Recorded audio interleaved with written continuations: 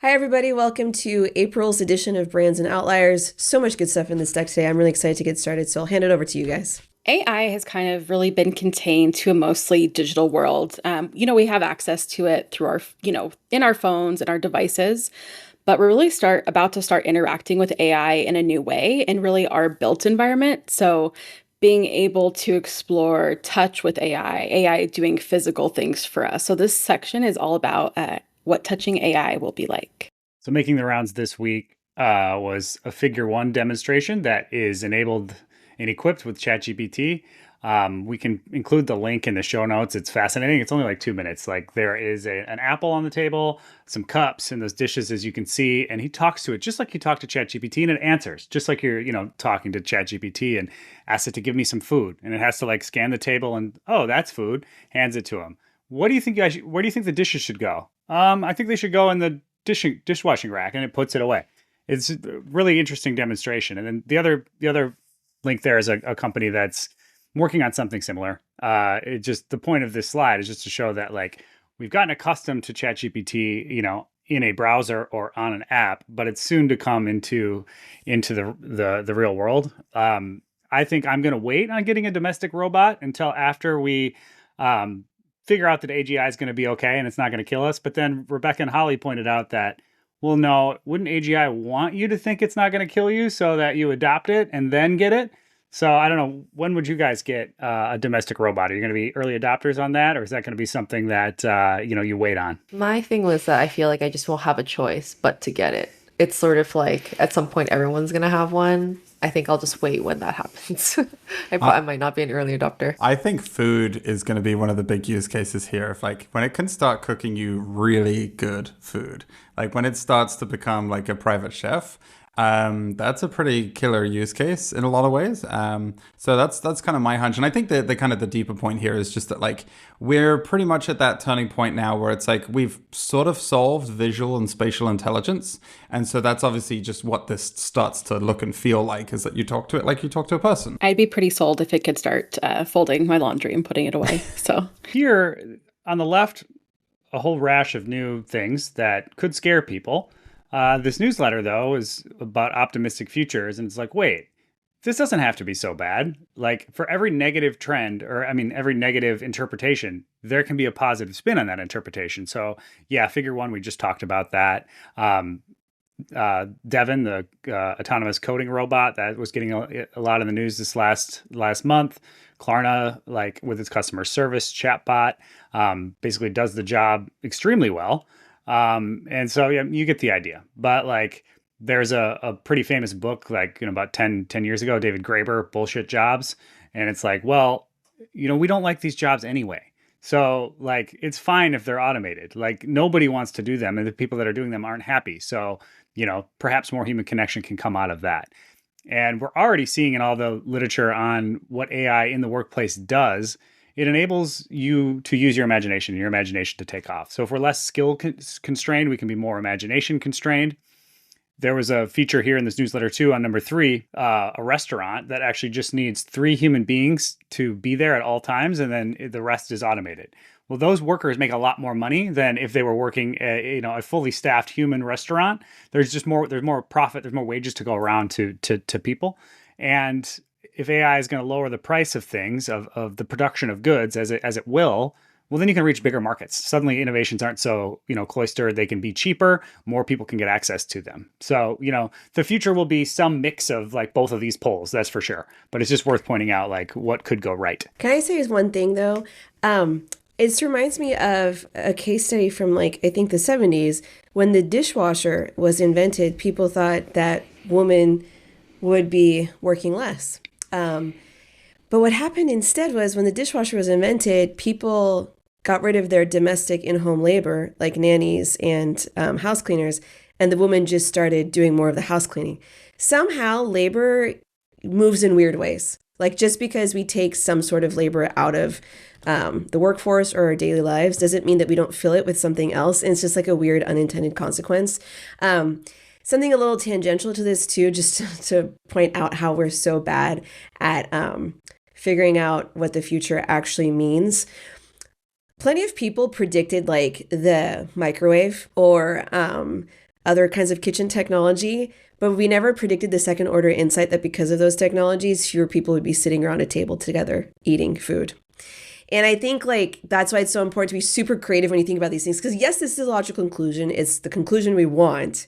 But somehow human behavior usually goes a little sideways when this kind of stuff happens, at least in the beginning. Yeah, it reminds me of I think, you were the one that found it and made its way into one of your articles that we could predict the cell phone, but not women in the workplace. Yeah. So what's really interesting here is the discrepancy. And the second order insight is like, we've talked about the negativity bias and the negativity economy in previous versions of Outliers. I have to imagine that that's what this is capturing. Our ingoing perception of AI is that it's going to be bad. It's going to make so many people unemployed. Therefore, I don't like this. This is not impacting my productivity in a positive way. That's what we're saying here in the US, but like look at the discrepancy in other countries. So it's like, is this a function of like ingoing mindset? Like what is this actually capturing? That's my best interpretation, but I just wondering if anybody else has any other interpretations. Well, I think the first thing is this is huge. Like this is a massive, massive discrepancy. And also, it's just the ratio of 17 to 12 from improved to hindered productivity. We're near 50-50 with people saying basically that like, I don't know if this is going to hurt me or help me versus, like India where the ratio is just crazy off. So, I mean, I look at this and this is a pretty shocking stat. Part of me wonders if it's something to do with how we perceive ourselves, like in the sense of like, it's like, are we like a little bit in denial of like how much this is actually helping us, in the sense that like, I can't admit that like AI has been actually helping me. So therefore I can't admit that it's actually improved my productivity, because then it takes the spotlight away from like my own work as like as seen as something that's like I worked hard for, that's what I think about this. That's I think there might be like an expectation thing too. Like it's possible that Americans just expect AI to be doing so much more, so it's hard for them to measure the actual impact it's having on their lives. And that could be easily a cultural thing. Yeah. But I do think, Rebecca, you touched on such an interesting point about my self-worth. If my worth is my productivity, then I may be more productive, but maybe I feel less good about myself. And so I wonder if that like internalized capitalism, that self-narrative of, like I wonder how much that's at play here, because what would be really interesting as an accompanying stat is actually how much productivity has increased and changed and contrasted. And I wonder if that would tell a very different story in terms of like perception, awareness, and then reality and narrative. I just want more. Please, more cross-country AI research after seeing this. It's like, this is a gold mine of interpretation. For real. Again, feeling the touch of AI. This first one is not physical, but Google has created a bot that will play video games with you. Obviously, people are going to use this. This is the very first step into like a network of friends that are AIs. Like you can do things together suddenly and like share an experience, and versus just talking. Like we know that's coming. It's going to happen in VR and AR for sure. But like, here, let's play a game. Let's have an experience. Likewise, playing a game. This is a machine that was trained on tennis, and so it can read your movement across the net and know where to put the ball. So it's not quite there yet, but it's pretty close to being able to feel like you're playing a human. And obviously, like way better than the old-fashioned, ball machine that would just go like that. And so I think it's just the tip of the iceberg, right? Like we're going to probably see this first in games because there's such a proven use case there. But it's just interesting to think about all of the ways that like we're going to have stand-ins for human, companionship like this. So I think that low-key gaming is going to be like AI is going to have such a huge impact on gaming. Like, could you imagine playing a video game and you save the town, and then a bunch of kids from the town come up to you and they're so grateful for you saving them, and this woman is in tears because you saved like her children, and like there is a deep emotional payoff. We get a tiny bit of that with like highly narrative games where it's like scripted and voice recorded, but like when it feels organic, that they're actually responding to you and what you specifically chose to do in the way that you did, like I think that's a whole different thing. Like we're we haven't got to like the uncanny valley of like the human interaction piece in gaming, but like I wonder if we just skip that and we go straight to this feels emotionally fully immersive. Like this feels like an emotional simulation of a town, of the people. And I wonder what happens when we get to do that, because gaming has always been about action and combat, because that's very easy to replicate. But we've never had like emotional things of what if, you're just like a character in a town and there's all this drama going on and it's got no violence whatsoever, but it's emotionally intertwining. We don't have that. We've not been able to have that yet. And so I think that like there is a whole cinematic universe waiting to happen here. And it could be profoundly addictive in a positive and a very negative way. Something else that I don't think is in this deck, but I want us to keep an eye out for is like, when do religious leaders start talking about how we're supposed to interpret AI and how we're supposed to include it in our lives? Because it feels every time something has threatened to come between like humanity and the church, the church has something to say about it. Every church has something to say about it. And I wonder what the narrative or like the party line is going to be about this, and how they're going to, I don't know, you treat it like an adversary, like this invisible abstract thing, or what is the morality that they're going to bring into this conversation? Is there a confession GPT? Is there like, no, I mean, like we joke about it now, but like at some point, does that become normalized enough that like it makes it into the experience there? It's a worthwhile question, because I think you're right in that like a lot of these tools get used throughout a lot of surface area. I mean, it might not be mainstream, but probably someone will do something like that at some point in the near future. Okay, well, Mark Wahlberg's app, whatever that's called, I forget, is doing really well. And it's reaching people who aren't even Christian. I think Zach or somebody else in the team shared that in our Slack earlier. So it's already like wedged its way in, like the platform technology has. I know it's not like an AI thing. It's just giving you Bible verses, but somebody's going to draw a line at some point. Like you're going to start hearing sermons about like not letting your kids do whatever. And I really want to know the minute that happens. Yeah. You wonder if they're talking about smartphones now. It really feels like things like Hillsong that leveraged music and celebrity and were hip. That was just the Trojan horse. Like, I feel AI and religion are going to mix. And there actually is something in here a little bit later about chatbots trained on the scripture that people can interact with. And so it's like, it's coming, it's like the first generation, the ones like that exist now that, maybe baby boomer preachers are going to have that message, but give it 30 years, like, right? Like, and these kids are going to grow up with all this and like, it'll be wildly, radically different. You'd have to imagine. Has to be. Yeah.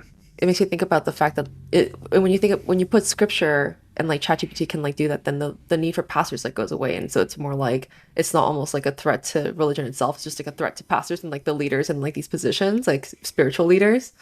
So I can definitely see why like the Pope might be like, be careful. I was thinking you'd have your own personal, pastor with you, or it's like a replication of your pastor. So you're getting like real time moral advice or, that type of thing. Yeah. I do think that like what people see AI is very point to point, kind of like, I'll use this here and use, like I'll use a, pastor AI that you're talking about. I think what we maybe don't imagine is having a community of AI around us where all of them just serve different functions, and what it would feel like to be inside of a community that is at least 50% AI. So Elon Musk's Neuralink implanted the first of their chips in a person's brain. This person, Noland, was completely quadriplegic. He became that way in a diving accident, and he would be able to like use different controls with a kind of like tongue joystick. But essentially what this has allowed him to do is play one of his favorite video games by just using his mind. So it's just cool and wild. But so there's, a couple more competitors in this, BlackRock Microsystems and Synchron. So Neuralink's a little bit of a laggard, but now we have like 3 big players in the space, and they're actually there's a little bit of a race for, who's going to make the most innovations first. So does anyone on this call understand how that works, or do we need to get Elon to explain it for us? Because I don't understand how this works at all. So I guess it was put on the part of the brain that controls movement. So I guess you'd have to, it depends where you interact with the brain, but essentially controls movement. So he's able to move and control this game. They basically put a little grid of electromagnetic sensors essentially on a region of the brain, and they detect neuronal activity, and our brains are pretty quick at adapting to different things. Like there's you used to be able to put a pad in your tongue that could basically take camera inputs and make them sensory inputs on your tongue, and relatively quickly people can essentially start to see using the touch on their tongue. So our brain kind of is able to rewire itself to some extent, and so I think that quite quickly it becomes an intuitive interaction to just move a cursor around. So basically it feels, I think the gist is like near as seamless as, moving your finger around. Yeah, it speaks to like the broader trend of like we're slowly being able to shape reality with just our minds. And like I fell down a near-death experience report reading rabbit hole over the last month, and like what was common in a lot of that was that people said that like when they're beyond, they could shift their environment, and like inside and outside had no difference. It was like all I thought it and things changed. I thought it and I moved. And so like it's a parallel I'm drawing intentionally because it feels very, godlike. The ability just to like shape your reality with only your thoughts. Like that's pretty crazy. That's amazing. You should write a post about that. Not I don't know that that's an article, but like post it somewhere. It's a very interesting connection to make. I think what I'm curious about is a lot of that is output, that I can change the world around me. What I'm really curious about is when we start to get input. What happens, when I can plug an API into my brain and I know, what the weather is tomorrow, or what the stock market's doing, or the sentiment analysis of, the Eastern United States. Like what we can build new senses. I mean, at some point, theoretically, we can do input as well as output. And that that really starts to feel godlike. Speaking of building your environment, NVIDIA has created a Latte 3D. And what this does is you're able to use prompts like ChatGPT and then turn those into 3D visual models. So this also has implications for 3D printing. So you'd be able to create a prompt and then potentially 3D print whatever you just prompted. So before it would take like an hour for AI models to do this, now it takes 10 to 13 seconds.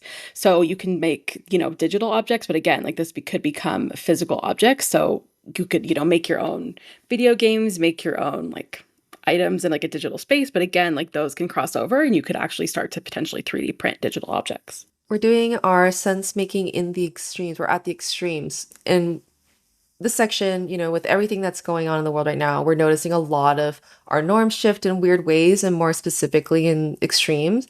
Call it disillusionment, nihilism, cruel optimism, trauma, whatever the cause may be. It feels that we're trying to make sense of culture in a way, and it's kind of showing up in interesting and weird combinations. We are in the midst of a swearing renaissance, you could call it. We're swearing in the workplace. Took all I had to hold back there. We're changing the things that we find offensive and not offensive. The whole article centered on the C word has been reclaimed, and like that's like suddenly like less offensive, and a lot of speculation on why. People blamed Donald Trump. People blamed social media. People blamed COVID. Like it's probably all of the above. But yeah, it's just a time to think about the history of swear words and how like that changes through time. And it's like, what are the swear words of the future? What are like past swear words that we've just accepted? And yeah, and just. I don't know. The swear words that exist now have existed my entire life. I don't think I've ever seen a new swear word come. I've only noticed when like certain swear words fall in severity. So when crap started showing up on TV everywhere, I remember being surprised by that as a kid. This makes me think of how I see it in a lot of like parenting content, or like, I don't know, the challenges or whatever those videos that people make about their kids. Kids are exposed to so much swearing. I don't know when that was normalized, but they swear a lot themselves too. I've seen like a rash of videos that show that. I know that there are some studies that if you're in pain, swearing reduces your pain more than if you didn't swear. And I know that if you swear more, you're likely more honest. So it feels like there's some psychological benefits to all of this. So I don't see it as a bad thing. I think also we're just not as offended by things in the same way, because like society is just getting kind of more diverse in a way. So I wonder if there could be words that would offend us as much, in the way that swear words have operated. Yeah, I think you hit it with authenticity is the word of the year of 2023. What comes with that is a lot of swearing. Right. Well, yeah, makes sense in hindsight. My thought is that with swear words, I feel like, I don't know how this connects, but I feel like there's a connection somewhere in this, in that we have sort of toned down a lot of like personal insult, like words that are like very insulting to the person, and like created and leaned way more into oh, it's not you, it's the situation that I'm mad at. And so therefore, like all the swear words come like are sort of related to that. Like we're name calling less, but we're swearing a lot more to sort of like combat that in some ways, maybe. Just thought of that right now. That's interesting. So, like, the word capitalism is functionally a swear word now, or I mean, I don't know about you guys, but I've seen it thrown around on the internet as a swear word, kind of like it's a swear word. Likewise, making sense at the extremes, we're seeing the rise of the raunchy Christian, probably for similar reasons. Everything that I just said about what could be causing, the rise of swearing, like I think applies here too. This author, in trying to figure this out, blamed the gleefully combative talk radio of the 1990s. Think of Rush Limbaugh. That makes a lot of sense to me. And then Trump was an heir to that sort of, way of being in the world. And it's become, on the right, the dominant, political modality.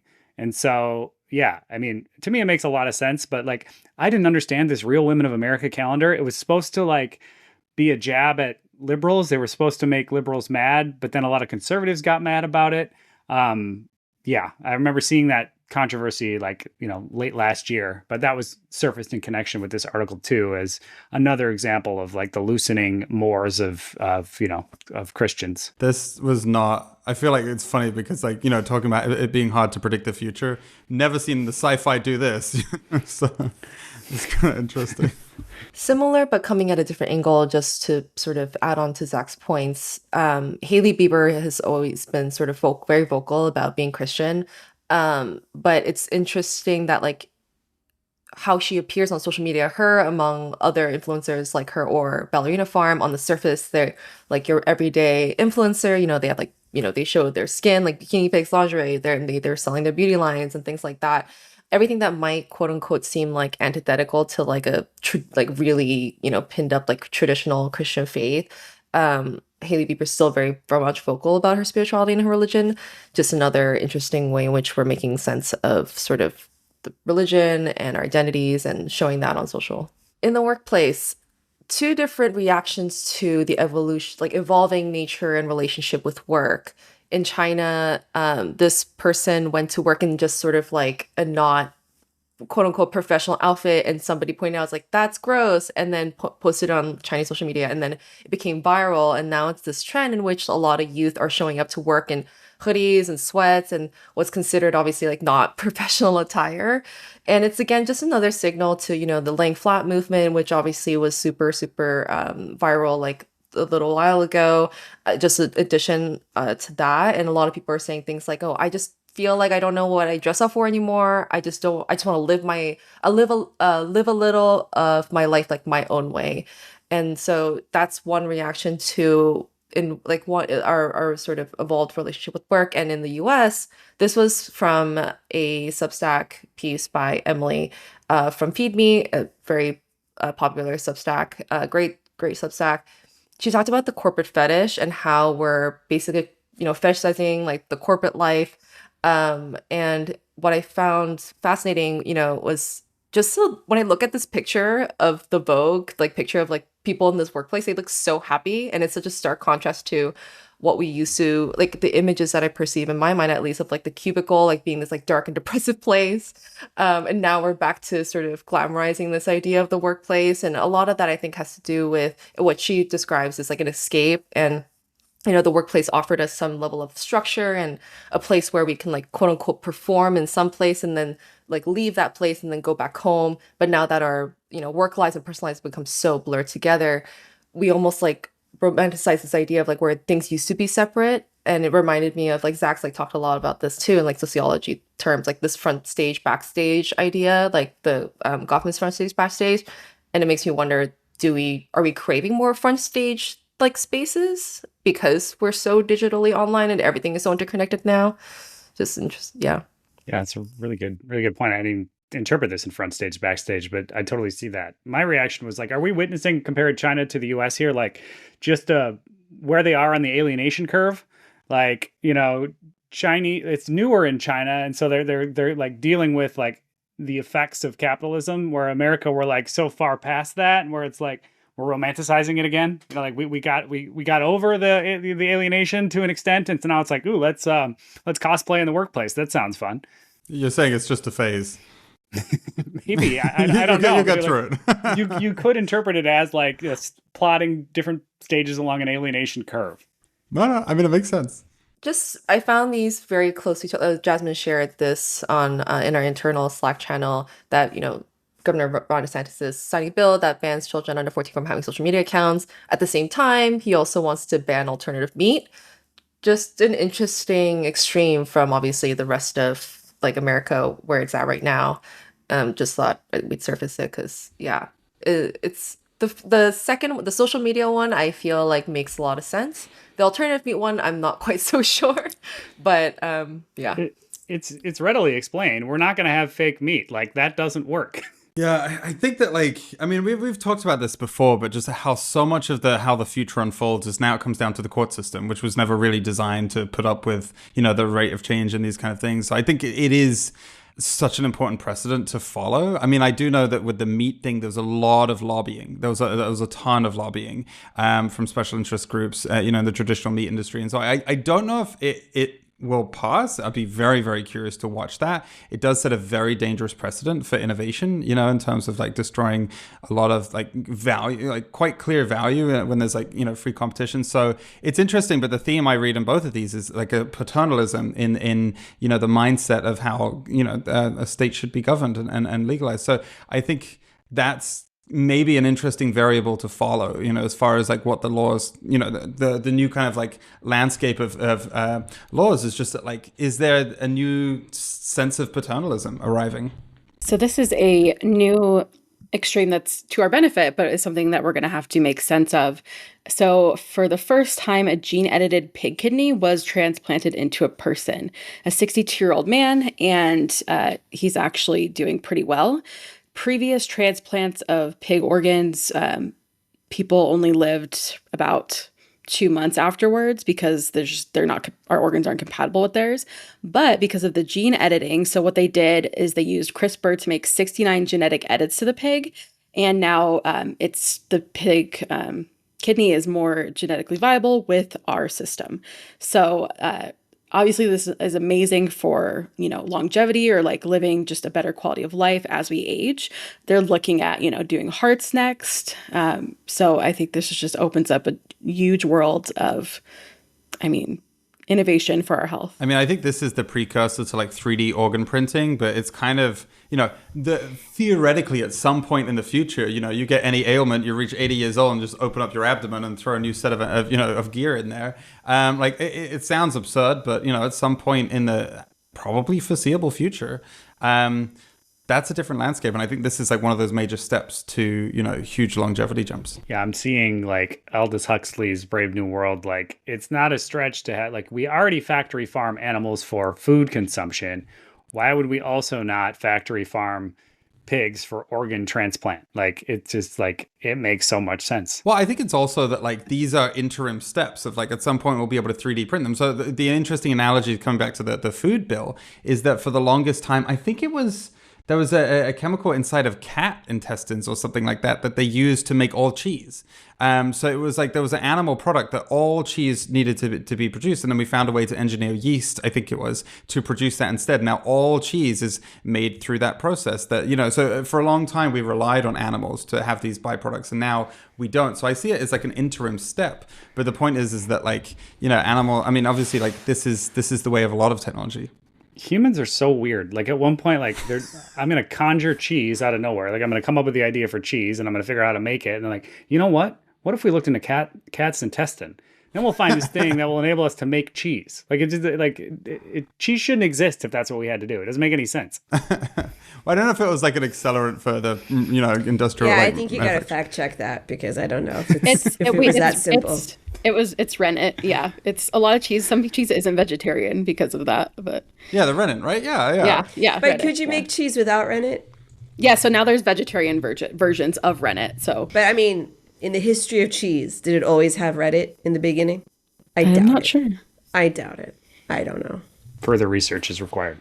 Yeah. Well, okay. So cows, sheep, and goats is where rennet typically comes from. So I don't know. Like I think maybe maybe it wasn't Maybe we cats. take out that whole section because that was a weird digression. I don't know how cats got in there. The simple point is just that like animals often are the intermediary till we find more scalable technologies, and this I think is like a perfect example of that in the organ area. But everyone who listens now is going to think of cat intestine when they go to the cheese counter. Well, we stopped doing that a long time ago. But Same with like cat urine and perfume and stuff like that. Oh my gosh. This is how misinformation starts. You heard it here, folks. You heard it here first, folks. I'm just kidding. We'll cut it out.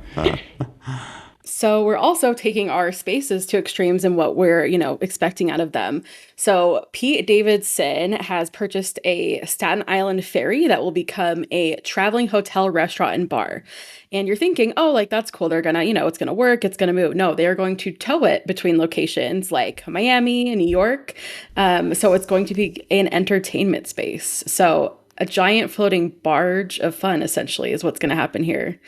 And but then this used to exist. We've seen it in old westerns and stuff, right? That like they would have these like casinos on riverboats, right? That was I think it's just interesting that they're they're not using a new boat or anything. It's cool that they're like recycling, essentially using this old barge that isn't being used anymore. Gotta hand it to Pete. Like, be the change you want to see in the world. Like, if I had his money, I would do this too. But I do think that there's something to like, as we progress in technology, like a lot of the time there's like these echoes from the past, like we rediscover these old modalities. And I think this is absolutely a case of like, oh, that actually was a very popular thing, Jasmine, to your point. Like, and now we get to kind of reimagine it, rediscover it. So, I think that's a lot of that in history as far as, if you're predicting the future, you can kind of look back quite a lot. And then also there is an emerging brand called Pair, which is a physical space. They sell clothes, but at night they're starting to host events. So, DJs, light hors d'oeuvres. So kind of turning into a gathering space, which is really smart considering, it helps alleviate some of the financial burdens of owning a brick and mortar location. So again, we're just kind of pushing our spaces to extremes and, even good ways, and kind of just expecting more of them and being more innovative in how we use them. Tangential to this that we discovered during the research as well is like there's a recent rise in branded dwelling. So you can live in a Mercedes-Benz condo, for instance. That was one of the brands. Also, luxury brands are buying condos and like, enabling you to live that lifestyle, like actually. So you wonder if you'll see more of that. It's like not, in my mind, it's not dissimilar from like a Parrot Head retirement community. Like if you're, ready to go all in, you were suddenly able to. That's really interesting. I always wanted somebody to write some sort of paper or like study into how, I think this is distinctly American and it's in the suburbs where like every development is announced with like a sign and it has a name and like it has like it's supposed to elicit something, which I wonder how that changes the way a city feels. But like we've had branded living spaces all over American suburbs for a long time. The brands just didn't mean anything. I mean, they meant something if you were local, like you knew what the different brands were and like what it meant if somebody lived there. So I don't feel like it's that big of a jump, but it's interesting that like brands from outside of housing, like, yeah, it's no different than is it Jimmy Buffett, his whole thing? I think that like the what I read from this is that it's the simple trend of brands becoming communities. If your store becomes an event space, then who's going to show up, right? You build a community that's associated with your brand and the vibe that you want to create, and that extends to housing. I think that like this is absolutely a straight line trajectory as brands are forced to become communities essentially one way or another. So I think I expect that to just keep going for a very, very long time. I think that we're at the very beginning of a long, long curve there. So there's this really interesting California-based startup called Sensible Weather. So the application right now is that they provide basically like a weather guarantee for your vacation, your travel experience. So you pay, is it 8 to 12% of the total cost of your vacation, and they could potentially refund it. So say you're going to Disneyland and it rains, like you don't want to go to Disneyland when it's raining, you could get the cost of your trip refunded. So obviously as climate change becomes more prevalent, this weather guarantee is kind of help us guarantee the type of experience we're having, which is a new extreme we haven't been used to. And then also, obviously, there's other applications for this as well, not just vacations, but you can kind of think of different industries like, construction. Like say you were having, people come in for a build job at a certain day, it's raining, you can't pour concrete or something like that. So, if we're struggling with extreme heat or extreme cold, which we, probably will be dealing with that more often, then this is, a good use case and insurance for that. Obviously, like weddings, outdoor venue, outdoor events, that kind of thing too. Oh, weddings is interesting. This feels like the kind of business that can only exist right now. And when climate change really starts happening, it won't exist anymore because it won't be financially viable. The same way like insurers aren't even insuring in a lot of states in certain places. I don't like to talk poorly about any startup, but it does sound like they're banking off of people's fears more than anything else. A couple things in the dating world. One of the things that I came across was that there's this company now called Vita Select in which you hire people to swipe through all of your matches and then scout choices for you. And it's this new way of like matchmaking that's become super, super popular. And the space has been growing really, really fast and huge. It's estimated to be worth 1.2 to 1.5 billion globally.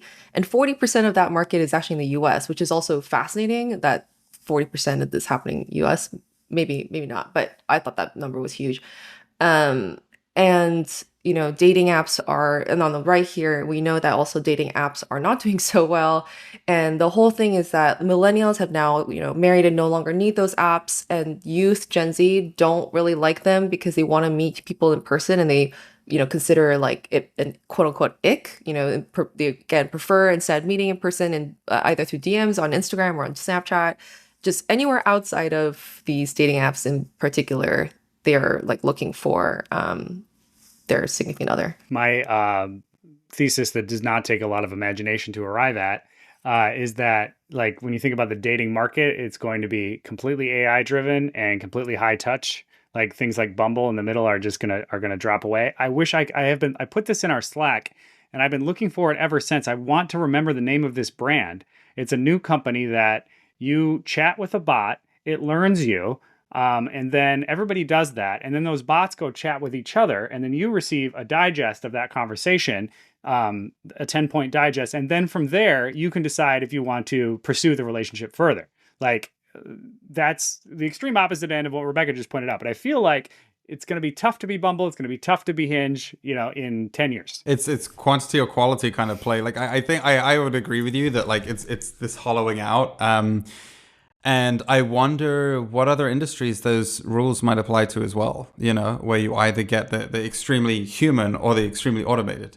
Because I can see that in especially a lot of marketplace type dynamics, that making a lot of sense. I can see that in consulting. Instead of having to talk to like 10 different agencies, why not just have our AIs talk to each other?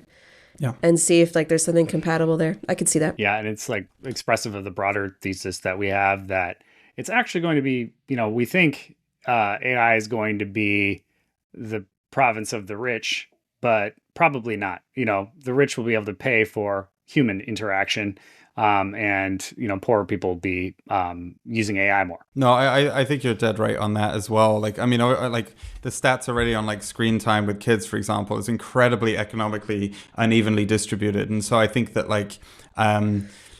That's probably that might very well be the way that this lays out. I think we're making one assumption. It depends on what AI actually ends up doing and how capable it is.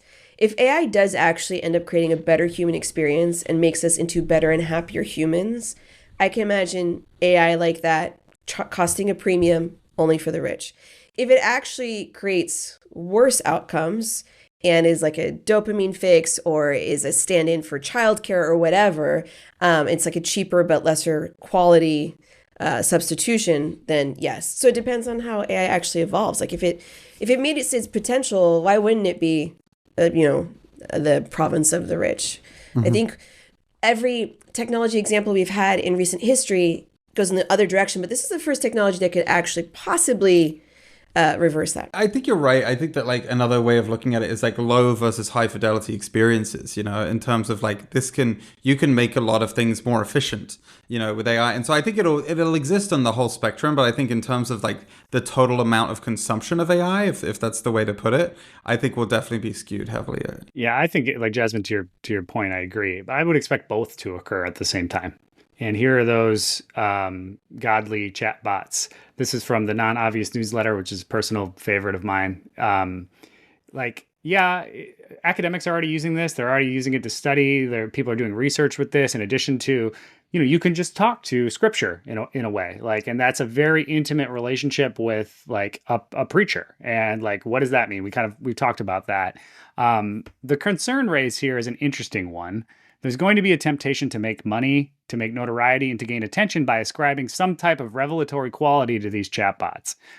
Basically, they're saying it's the same thing that televangelists have done, and using this to self-promote myself and to I can grab the halo, quite literally, of godliness by my association with this, or I've received divine insights from this. It enables individuals to suddenly be preachers, potentially. What I thought about when I saw this was religious interpretation of scripture, or non-religious, whatever, like actual academic study of scripture. And I've only seen it in Christianity. I haven't seen it in other religions to know, is so layered and can get so deep. There is a company called the Bible Project, these two founders, and I think they're doing quite well. I only know about them because they signed on to our newsletter in the early days, and I always hoped they would reach out to us, but they never did. But I've been watching that company, and they animate stories of the Bible, but I think one of the founders is actually an academic, and he talks about the academic discourse around, one passage can have so many layers of interpretive meaning. It's remarkable. And I feel like, I don't know, is there canon for that interpretation? Or are people always building on interpretation? Is AI going to start building on interpretation? I don't know what that world looks like, but that's the first thing I thought about.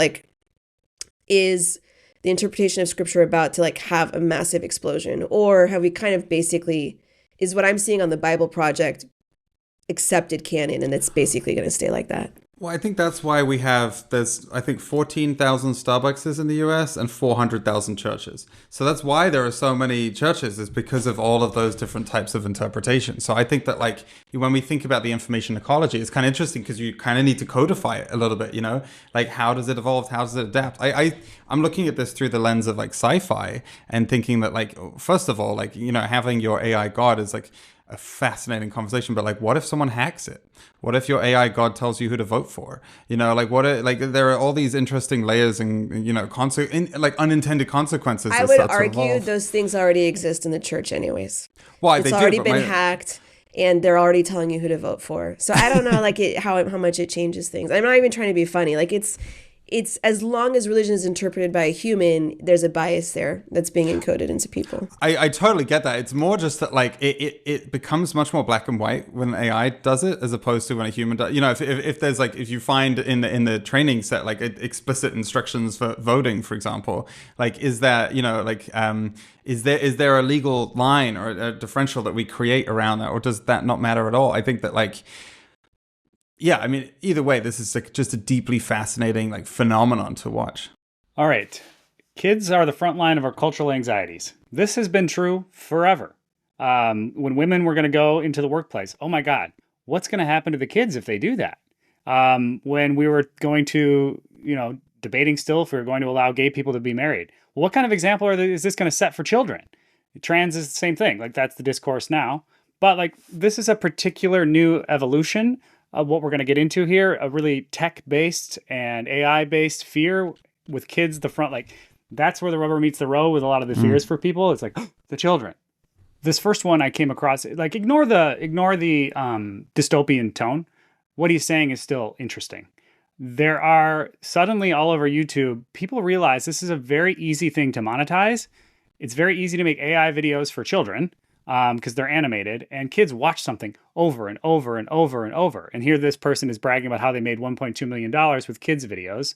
This author watched a bunch of these, and like was pretty horrified by the results. Like it was like not very realistic at all, filled with all kinds of weird jumps. That like it was loosely about, you know, names of shapes, but like that didn't last very long, and then it devolved into this weird thing that was like made no sense. And so you know, kids' brains are just soaking this stuff up, and really for the first time in history, obviously this will get corrected. There will be very good, you know, very well researched, very beneficial AI for kids, but there's also going to be this too.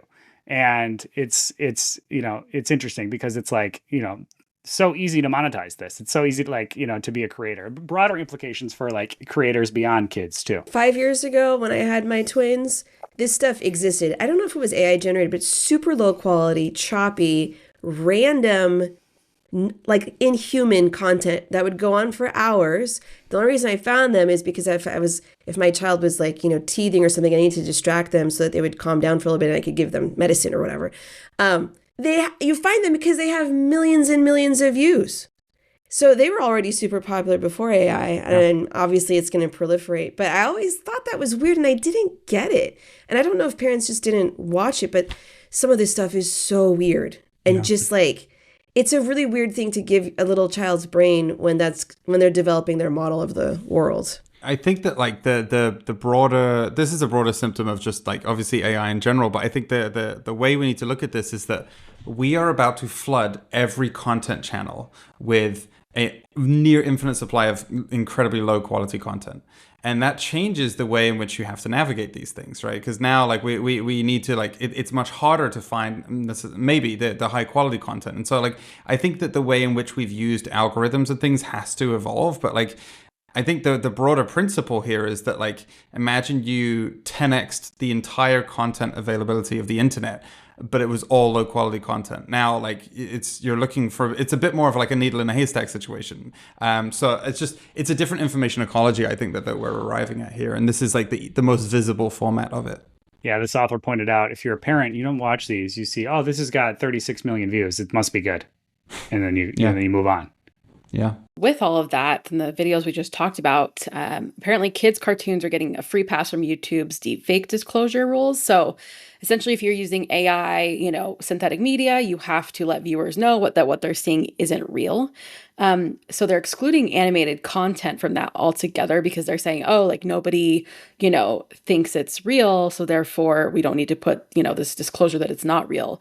But essentially then, like we just talked about, those videos kind of keep just getting churned out and they're aimed at children, but they're not having to disclose their methods. So like you said, they could start out, you know, one way talking about shapes, colors, but then they kind of devolve into these weird messages or weird things. So yeah, there's something we're going to, you know, this is probably going to evolve. People aren't going to like, you know, them not regulating this, but something probably needs to be done.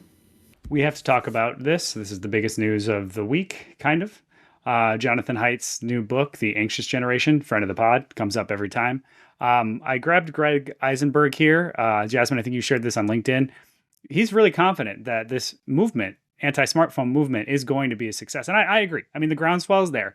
Like the consciousness has been raised. I mean, think back to that documentary from 5 years ago, like the social network, or I don't know, you know what I'm talking about, the Netflix one that was really the first move in this direction. And also Super Size Me, also before that. Remember Super Size Me, where the guy would supersize his meals at every fast food place? Remember at McDonald's? Sure, Zach, so you're saying the same effect on that. Yeah, had the same it just effect like on, that one piece of content raised our like cultural awareness around something and changed our behaviors. It's like a tentpole moment. Yeah. Yeah. I mean, how do we see this playing out? Like, how, if we were to predict, how long will this take? What actually will happen? You know, we've already said that, like, you know, DeSantis is trying to ban smartphones for people under 14 or social media for people under 14 in Florida. Is that how this is going to go down? Like, are you not going to be able to buy an iPhone till you have a certain age? But, you know, like things like seriously, like how will this happen? Well, usually some legislation does happen around movements like these. It puts pressure. When you have something like this and it's a movement with a name and a body of research, then people can start like actually creating laws, and they can start creating pressure in communities. And it usually happens from the ground up. It's not top down. Yeah. What's interesting about this one is just how intelligently branded it is. As I've been talking about this with other moms in the suburb that I live in, I think it's easy to forget we're exposed to the narrative around technology all the time. So this seems so obvious to us by this point. Like, it's done. I've heard this story. I already know my kids aren't going to get phones until they're 16. Like, that was something I decided years ago. But this is actually not like before now, or what it's about to happen. It's actually not like mainstream knowledge. And it's not something that people generally have some knowledge, but I don't think that people know that like there's actual science. Because what he's presenting, I haven't read the book, but I read his articles, and what he's presenting, I believe, is like actual numbers, figures, dates that you should do the cutoff, consequences for what happens when you don't. And I think it's forcing, we talked about this in our community exposure therapy, like, I really want to see, this is the first time I'm going to see a branded piece of content turn into a movement. I've always seen those things in hindsight, but now I get to watch it in real time now. And I want to learn from what he's doing. The first thing I can see that he's doing is he's drawing a very clear line in the sand about the which side of morality you're on. This is not a logical argument, although there's a lot of logic there. It's very much a moral, panic-based argument. I'm not saying that it doesn't deserve to have panic around it, but like, he's really heightening your emotions around this, and he's really making it clear that good people do it this way, bad people do it that way. I think there's two thoughts that I have here. One, because he in his piece he writes about how like we don't just need to take away phones, but we also need to replace it with something. And I think that the challenge is that like, you can get rid of that, but what are you putting in its place? And that's the other side of that, to make the solution viable. I think it comes down to community. And I think what's kind of amazing, if you imagine a world in which no kid has a smartphone before 16, how fundamentally different is that childhood to the generation before? Like, this will create such a profound generational divide where one generation grew up on a stage and the other didn't. One generation grew up in public and the other didn't. Like, I don't know if there is a single other type of technology that could even theoretically create a more different experience of a childhood. And so there's a lot of like, how does this play out? But I'm just thinking that like there is going to be a hard line in the difference of experience here. He points out the other part of his argument is that like at the same time as we move to phone based, we no longer play together. Children no longer play together outside the supervision of adults, which is like, that's what my childhood was like. I would just run around the town and then I would come home at a time. And like, that's used to be how it was done. And that was like, Haidt argues that's essential for, proper development and socialization. And that's been taken away. And it's hard to bring that back in a fear-based culture. Like, because there's so much, so like that is the prime candidate to take its place.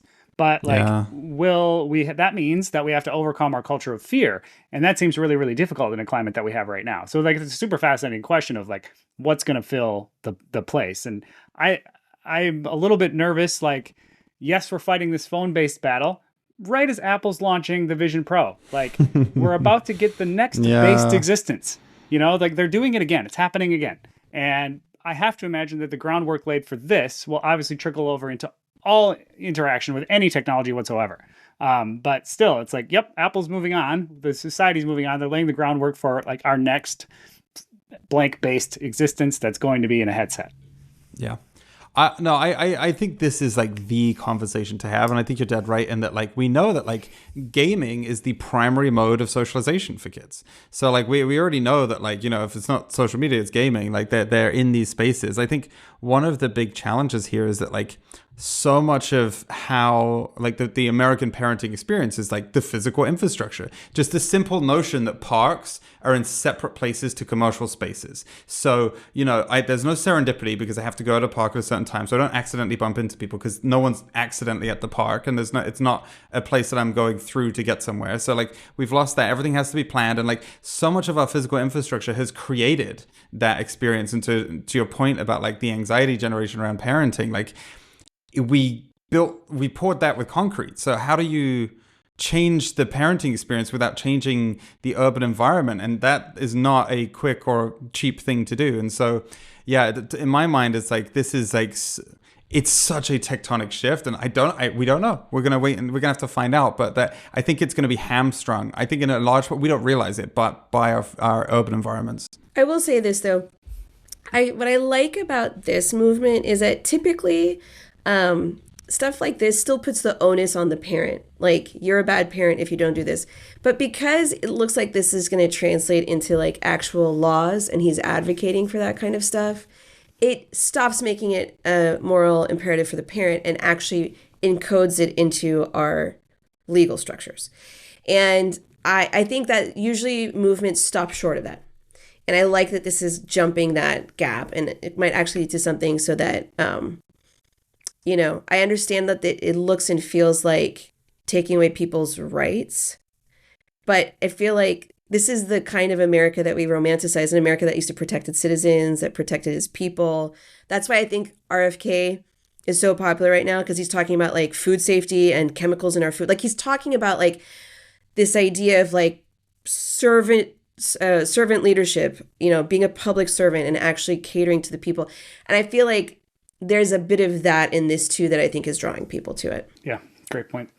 Well, I think just maybe a last thought on this is just that, like, one of the things that strikes me is that, like, we tend to kind of capitalize all of these things. And like, if you look at where do kids spend time that's not in digital environments, it's with like, the expensive activities parents do, take them to ballet class or violin or dance class or hockey or soccer, whatever it is. But like, there are all these like regimented activities. And the big question for me that remains unanswered is that, like, what do we replace all that time they would have spent on the phone with?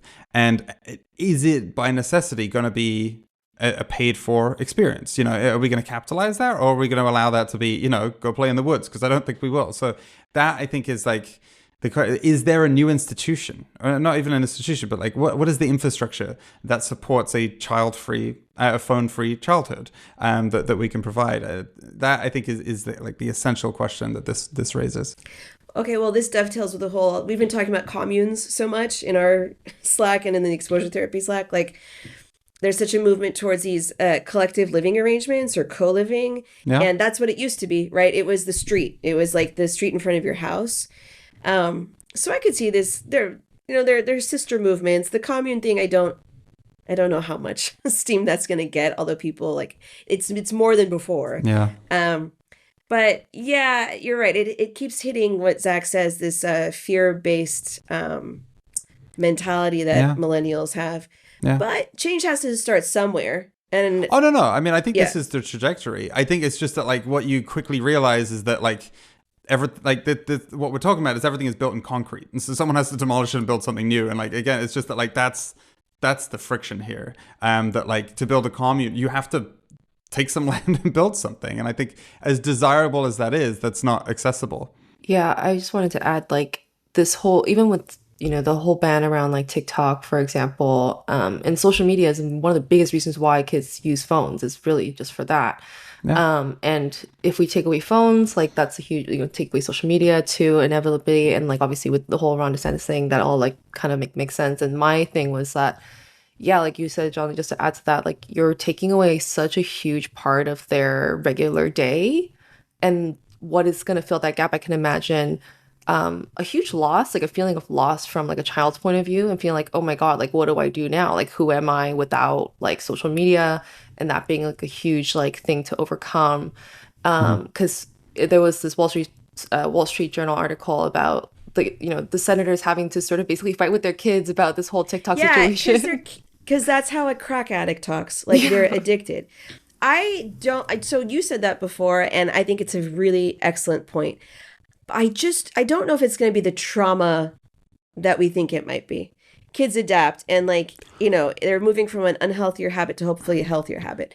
Now, as far as like, where are these kids going to go? Well, they're somewhere when they're on their phones. So it's not like they're like effectively spaceless. Like, they're either going to be at home or they're going to be at school. Maybe they'll start going to the mall again. Maybe we'll see a resurgence of malls and the mall rat. But like, maybe we're overestimating the catastrophe that happens after you take away their phones. Like, it's not like they're completely like, there's just no space for them to occupy anymore. And they don't need to be like in an expensive camp or wherever. They can be bored like we were when we were kids and just figure it out. Like, I didn't have camp or anything. I just had to figure out how to have a good time. Yeah. So much of my time was spent like doing random stuff around the house, Well, I think the I know how I challenge. sound to people who are probably going to be watching this, but anyways, go ahead. I just see it as like what are the needs that social media functionally provides, and I think a large part of that is it fulfills a lot of those social needs, that sense of community, and Well, those that's pieces. okay, but that's what I'm That's saying. the question. It's not really fulfilling those needs. No, but If you want it's addressing them. and this is the thing: if you want to fulfill those needs, it's going to take work. It's social media is easy, and it's what is it? When you have a one-way relationship, what is it called? Parasocial. Parasocial relationship. So it's not even like a real relationship. So maybe kids are going to have to learn, and parents too, how to like actually be in the real world. Well, that's the point. It's just how do we build the infrastructure for that? Go ahead. That's what I was going to say. There's probably going to be a bunch of industries that pop up around, like teaching us actually how to kind of like re-interact with each other, be in the world, like filling your time in a good way of, how do you be in community with people? Because I think not even just kids need to relearn that, but like people do too, adults. You can't underestimate, again, that AI is colliding with this. Like the runway right now is ramping up on generative AI world building. So that's where we're going to go. Like, it's obvious that's where we're like, and so like we're kicking the can down the road on the battle ultimately. And like, I'm just thinking like, if I'm a parent, like, cause I am a parent, actually, I don't have to think about it. Like, okay, Murphy can't have a cell phone until he's 16, but he's gonna start going places like at 12. Like that's why parents get them phones so they can text them and they can track their location. They know where they are. So parents are still going to get their kids phones for that reason and break the law. And like, there's going to be nothing to stop those kids from having like social media apps on them. And yeah, it's a hard thing. It's a very, very hard thing. Yeah, I just had a total, like, I just totally remember this thing that I read a long time ago, I think. And we talked about it to be like years ago. And it was about like how, kids started getting phones after 9/11. And like how, like, because of that, parents just needed to know all the time where their kids were. And that being such a huge part of like why we give kids phones so young, which makes so much sense. Well, maybe we'll see a surge in dumb phones, like the dumb phone industry. I'll have parents buy dumb phones for their kids. I think we will, but I think, you come back to this really simple point. Like, there was an Invisibility episode I listened to forever ago about a blind kid who learned to echolocate. And a huge part of that is that someone needed to give them the margin of error to fall over and hurt themselves. And there was a lot of blind kids who were never given the opportunity to fail, so everyone was always guiding them. So they never had the opportunity to have that sense of independence. And it just makes me think about our risk tolerance, in terms of like, we have such a low risk tolerance that, we don't let kids fail. We don't let them struggle. We don't let, like we've taken away those opportunities for risk. And I think that's such a part of that, foundational experience that like, that's what we're talking about, right? Is that the risk aversion, the anxiety is the issue with even the concept of building a kid-centered space. So like, I think that's the essential issue that we have is like, do we have too much anxiety to even concept a building or an environment for them anymore? Yeah, I mean, we have to solve all the problems at once. Have to stop mass shootings. Have to make the public less scary. Have to solve disease. Have to restore social capital. Have to fix communities. Have to fix third spaces. Have to have livable cities. Like, all of these things have to happen, to really eliminate that anxiety and heal society. And I think we're going to do that digitally. Like, I really, really do think that like that will happen there and we'll be in homes, but we'll see. I could be wrong. This is just a small point, but I thought it's definitely significant to this conversation. Ryan's World, famous, popular YouTube channel, especially for kids. I mean, mostly for kids or for kids entirely, is making a movie now. And it's entirely without the help of Hollywood whatsoever. And he's to be able to do this all without with any kind of major studio, which is huge. And we're talking about getting rid of social media and phones, but Ryan's World is literally a product of kids being on social media all the time. So it's just an interesting signal as part of this conversation. One bold solution to the problem of smartphones is just to eliminate all the kids. If we don't have any kids, we don't have this problem. And that seems what we're hell-bent on doing. Just this billboard is shocking. I can connect with the culture. Like, basically this article about antinatalism is like, it just depends on if you have an optimistic view of the future or a negative view of the future. If you have a negative view of the future, it's like kids are bad. It's immoral to like bring kids into this world. And like, we're going to put it on a billboard. Like, it's pretty shocking that this is something you're driving down the highway. And instead of like an abortion billboard, you're seeing something like this. And, like this Los Angeles Times thing that Rebecca found, like, are these kids already doomed? Millennials maybe have already ruined children. And he's like, I'm fascinated by the birth rates conversation because like there's an entry point for everybody into that. It's such a moral gray, like everybody's got an opinion on like declining birth rates and what that means, if it's good or bad.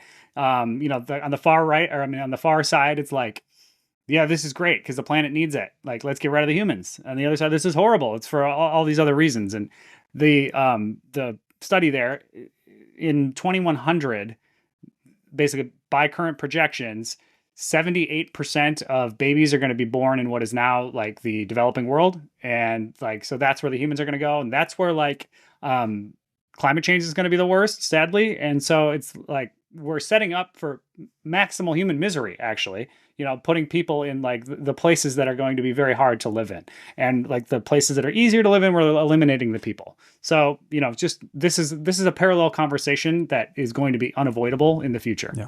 Yeah. I think this all comes down to information ecology, just the way it, like, I honestly, if social media didn't exist, and if we didn't have an advertising based news system, like I really wonder if we would be able to have a narrative like this, because objectively it's the safest time it's ever been to have kids. Like the best off they've ever been, by almost every measure, we're doing great. And I think it's just like, it's amazing that the sort of denial of the facts here, that this requires, it's an absolute artifact of the anxiety arena here. Just a couple of last things that didn't quite slot into a theme, but were still worthwhile to share that we'll go through quickly here by way of ending. I came across this Business Insider article talking about why investors think Reddit is worth $1 billion more than the New York Times, which is pretty huge. Reddit, which loses money, is currently worth around 8.15. New York Times, which makes money, is worth about 7.2. And a large factor to that is just the fact that Reddit's business model depends on free content from its users, and so therefore it's deemed as much more valuable because it's it's a lot cheaper, obviously, because the New York Times is sustaining itself by through paid subscriptions and things like that. And Reddit's pitch is that its flow of free content will always be there, and that it will always get better at selling ads, and therefore pitch investors are very attracted to that. This was a thought experiment that I posed to our community in exposure therapy. If you look on the right, these were the most affluent metropolitan areas in 1949, and they are the Rust Belt. I mean, obviously, this is tied to manufacturing. And what would it take to flip this again? Like, it's, obviously climate change is a big deal. A new invention is a big deal, but it's just shocking to see how different it was not so long ago. And on the left, the mean distance to the employer has risen 170% in the last 4 years. Obviously, the pandemic, obviously remote work, but it's just worth noting that it's clustered in the young, and how this will impact what happens on the right, in the future. It's like, I see just more less agglomeration, more dispersion, most likely. And so there'll be pockets of wealth and mixing everywhere. So I came across this in Adweek, and essentially it was talking about how brands need to start preparing for super fans. So as people are getting younger, so as you can see here, Gen Z, millennials, we're starting to really, these indicators of self with these communities like church, religion, we're just not able to, have our identities form around them as much. So we're choosing other things. So we're choosing, favorite musical artists, movie franchises, video games. So on the top, there's percentage of consumers who say their fandom for the following is important to their identity. Gen Z, 58%, they're a musical artist. Millennials, interesting enough, say the brands are a strong reflection of who they are. So just, anything that you're doing with your brand or that your brand is could be potentially formed into an identity, or has the potential, especially for younger generations. And the quintessential identity play, bookstores, independent bookstores. I shared this because they've, as it says there on the left, that they've broken the rules of the free market for the first time in history. People are willingly paying more for something that the exact same thing that they can get elsewhere, cheaper, more conveniently, and faster. Why are they doing that? Well, that's because books are this rare thing that we all know is a status symbol. And I like to say that I support my local bookstore. I keep it in business. I just shared this because is there another category like this? They say this doesn't work anywhere else. Costco arrives, local butchers go out of business. We readily pay for lesser quality. We readily, go cheap whenever we can in most cases. And it's a status signal, obviously, to go up. But where else might we see this? I think maybe this article misunderstands why people buy in bookstores. I don't know the last time you've been in a bookstore, but It's not the way it used to be. Going into a bookstore, like that's my favorite place to go with the kids. And we go there like for fun, for recreation. You can go sit and read books. There's a Starbucks there. They sell gifts and tchotchkes. The people are nice. You can talk to them. Like we run into some of our neighbors sometimes. It's a lot of independent bookstores have become community hubs. And of course you're going to buy books there because, I could, for me personally, I could see like a novel online, but when I'm holding it, I can read a couple of pages. I'm already in a good mood, maybe like a bit of a sugar high. I'm going to buy it because it's like a memento from the day. And by the way, I'm not even talking like we don't have a neighborhood bookstore. We go to Barnes and Noble, and the Barnes and Noble here is like such a fun space. I love going there. It's better than our library because our library, I don't know, we live in a nice neighborhood. For some reason, the libraries don't even have books on the shelves anymore. I went to my childhood library recently. There are like at least 30% less shelves than there used to be. You can't talk. I mean, I still love libraries. It's like one of my favorite places to go to read books, or to do work rather, especially libraries that were like built in the 80s. And even libraries now, like they've added more like, community programming and things like that. But some bookstores have become so niche and have so much community programming and so much other stuff that you can do there. It's just a really well branded space, like we were talking about earlier. So I don't know. I feel like this author needs to go into a bookstore because I don't think it's about a cheaper product. Well, these are like community membership tokens. That's what they functionally are. Yeah. Tellingly, I found this linked in Rob Henderson's newsletter. So, of course, he would surface an article that emphasizes the status of book buying versus like what you're pointing out, which is like so true. The experience. Yeah. Yeah. Awesome, guys. That was a fantastic presentation. This was a really interesting month. Lots of insights and good discussion. Thank you so much. And we'll